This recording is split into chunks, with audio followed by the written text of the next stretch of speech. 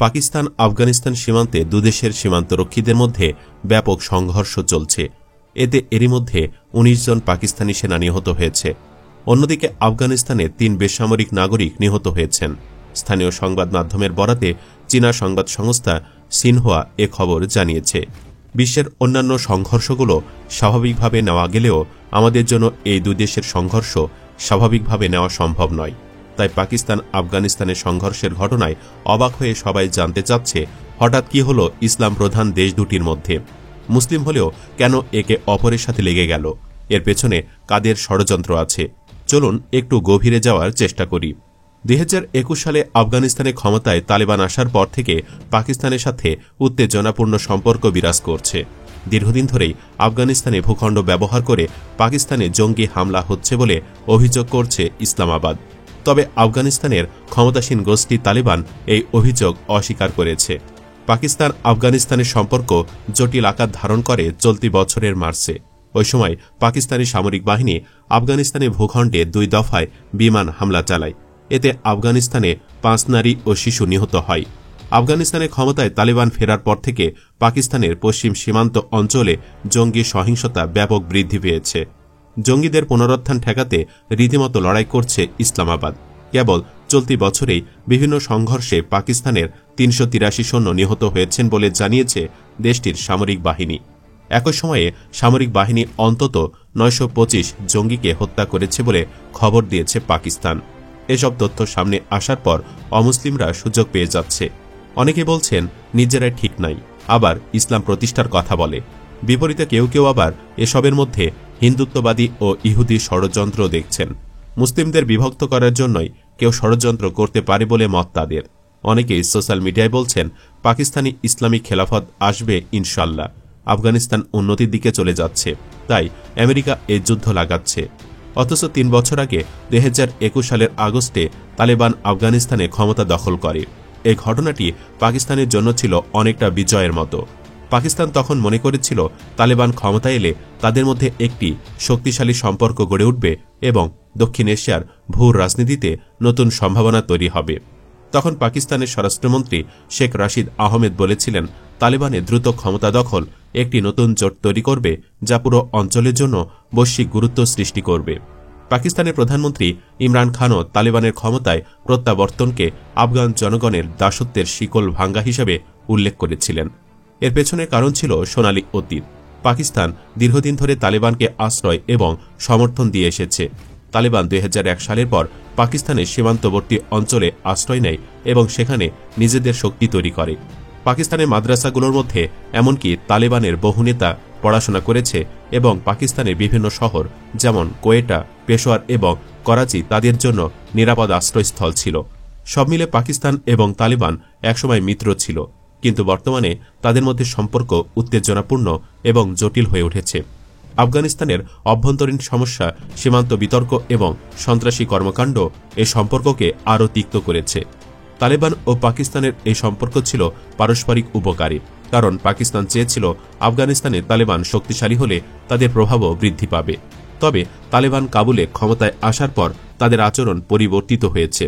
তারা এখন পাকিস্তানের চেয়ে আফগানিস্তানের অভ্যন্তরীণ বিষয়গুলোতে বেশি মনোযোগী এবং পাকিস্তানকেও তাদের রাজনৈতিক ব্যবস্থার মধ্যে কম সরাসরি হস্তক্ষেপ করতে চাইছে বলে মত বিশ্লেষকদের। পাকিস্তান ও আফগানিস্তানের মধ্যে একটি দীর্ঘদিনের সমস্যার নাম ডুরাল্ট লাইন, যা ঔপনিবেশিক যুগে সীমান্ত হিসেবে প্রতিষ্ঠিত হয়েছিল। পাকিস্তান এই সীমান্তকে আনুষ্ঠানিকভাবে মেনে নেয়, কিন্তু আফগানিস্তান কখনোই এই সীমান্তকে স্বীকৃতি দেয়নি। ক্ষমতায় আসার পর তালেবানও তাদের পূর্বসূরি সরকারের মতো এই সীমান্তকে মেনে নিতে অস্বীকার করেছে। আফগানিস্তানে ডুরাল্ট লাইন একটি অত্যন্ত সংবেদনশীল ইস্যু, কারণ এটি দুটি প্রধান পশতুন জাতির মধ্যে বিভাজন সৃষ্টি করেছে। পাকিস্তান এই সীমান্তের নিরাপত্তা নিয়ে কঠোর অবস্থান নিয়েছে, যা আফগানিস্তান ও তালেবানের জন্য বিরক্তির কারণ হয়ে দাঁড়িয়েছে জানা যায়। পাকিস্তানের সাথে থাকা আফগানিস্তানের মধুর সম্পর্ক ভেঙে যাওয়ার পেছনে আরেকটি কারণ সন্ত্রাসী কার্যকলাপ বেড়ে যাওয়া। জানা যায় তালেবান আফগানিস্তানে ক্ষমতা দখলের পর পাকিস্তানে সন্ত্রাসী হামলা বেড়ে গেছে। অনেকের দাবি, বিশেষ করে টিটিপি, তেহরিকি তালেবান পাকিস্তান বা পাকিস্তানি তালেবান সদস্যরা এসব হামলার পেছনে রয়েছে। টিটিপি ও আফগান তালেবান দীর্ঘদিন ধরে একে অপরের সহায়তায় অস্ত্র ও কৌশল ভাগাভাগি করেছে। পাকিস্তান এখন আফগানিস্তানে টিটিপির নেতাদের বিরুদ্ধে ব্যবস্থা নিতে চায়, কিন্তু তালেবান তাদের নিজস্ব রাজনৈতিক অবস্থান বজায় রাখতে চায় এবং পাকিস্তানের এই দাবি মেনে নিতে রাজি নয়। তালেবান দৃঢ়ভাবে বিশ্বাস করে টিটিপি পাকিস্তানের অভ্যন্তরীণ সমস্যা এবং পাকিস্তানকে এটি সমাধান করতে হবে। সম্প্রতি পাকিস্তান আফগানিস্তানে টিটিপির বিরুদ্ধে হামলা চালাতে থাকলে এটি আফগান জনগণের মধ্যে পাকিস্তান বিরোধী মনোভাব বাড়াবে। পাশাপাশি আফগানিস্তানে পাকিস্তানের সামরিক কার্যক্রম পাকিস্তানি পশতুনদের মধ্যে বিরূপ প্রতিক্রিয়া সৃষ্টি করতে পারে। পাকিস্তানও জানে যে আফগানিস্তানে তাদের প্রভাব বজায় রাখতে এবং টিটিপি প্রতিরোধে কার্যকরী পদক্ষেপ নিতে হলে সীমান্তে এবং অন্যান্য অঞ্চলে তাদের শক্তি ব্যবহার করতে হবে। তবে আফগানিস্তানে পাকিস্তান যে আক্রমণাত্মক অবস্থা নিয়েছে তা তাদের সম্পর্কের আরও অবনতি ঘটাচ্ছে। তাই তো সাম্প্রতিক সময়ে পাকিস্তান ও তালেবানের মধ্যে বর্তমানে উত্তেজনা বেড়ে গেছে। 2024 সালে পাকিস্তানি সামরিক বাহিনী আফগানিস্তানে দুবার বিমান হামলা করেছে, যা তাদের সম্পর্কের তিক্ততার একটি বড় উদাহরণ। সর্বশেষ শনিবার পাকিস্তানের বেশ কয়েকটি এলাকা লক্ষ্য করে হামলা চালিয়েছে আফগানিস্তানের ক্ষমতাসীন তালেবান নেতৃত্বাধীন বাহিনী।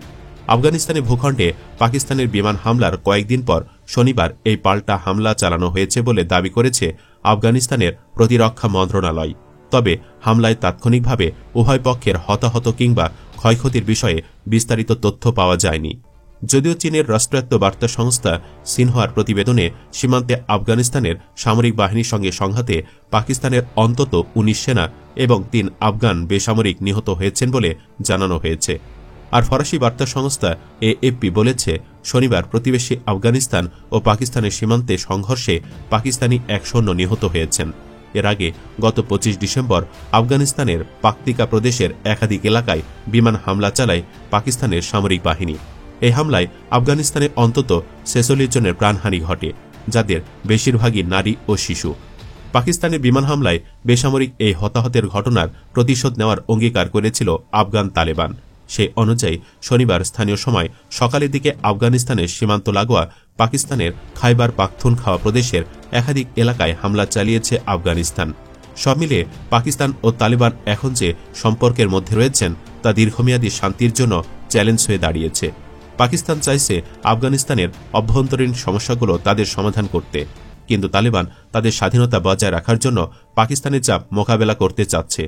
পাকিস্তান ও আফগানিস্তানকে একসাথে কাজ করতে হবে যদি তারা দক্ষিণ এশিয়ার অর্থনৈতিক সম্পর্ক এবং শান্তি প্রতিষ্ঠা করতে চায়। তবে বর্তমান রাজনৈতিক অস্থিতিশীলতা এবং নেতাদের মধ্যে অভ্যন্তরীণ বিরোধ এই অঞ্চলের ভবিষ্যতের জন্য সতর্ক সংকেত প্রদান করছে। দুই দেশের মধ্যে শান্তি প্রতিষ্ঠার জন্য প্রয়োজন দীর্ঘমেয়াদী সাহসী পদক্ষেপ এবং নেতৃত্বের যোগ্যতা, যা তাদের আঞ্চলিক অর্থনৈতিক সম্পর্ক এবং শান্তির পথে এক নতুন সুযোগ সৃষ্টি করতে পারে বলে মত দিচ্ছেন অনেকে। এদিকে মুসলিম এ দেশ দুটির মধ্যে উত্তেজনার প্রভাব পড়েছে বাংলাদেশেও। এখানকার হাসিনার দোসররা সোশ্যাল মিডিয়ায় সমালোচনার ঝাঁপি খুলে বসেছে। তারাও অমুসলিমদের মতো বলছে, যারা নিজেরাই মারামারি করে, যারা নিজেরাই এক থাকতে পারে না, তারা আবার গোটা বিশ্বে ইসলাম কায়েমের ডায়ালগ মারে। কেউ কেউ বলছে, কি বাংলাদেশিরা হইবা নাকি পাক কিংবা তালেবান? বিপরীতে সাধারণ জনতা কেবল দোয়াই করতে পারে। সোশ্যাল মিডিয়ায়ও সেটাই দেখা যাচ্ছে। আমরা দেখেছি অনেকে মন্তব্য করছেন, যেহেতু দুটোই মুসলিম দেশ, সেহেতু দুদেশের শান্তির জন্য আমরা দোয়া করি, আমাদের ভাই ভাইদের মধ্যে কোনোরকম যুদ্ধ ঝামেলা না হোক, আমিন। দর্শক, কমেন্টে আপনিও আমিন লিখে জানিয়ে দিন এখানে কোনো ষড়যন্ত্র থাকতে পারে কিনা। আর অবশ্যই ভিডিওটি লাইক, শেয়ার ও চ্যানেলটি সাবস্ক্রাইব করে রাখুন। আল্লাহ হাফেজ।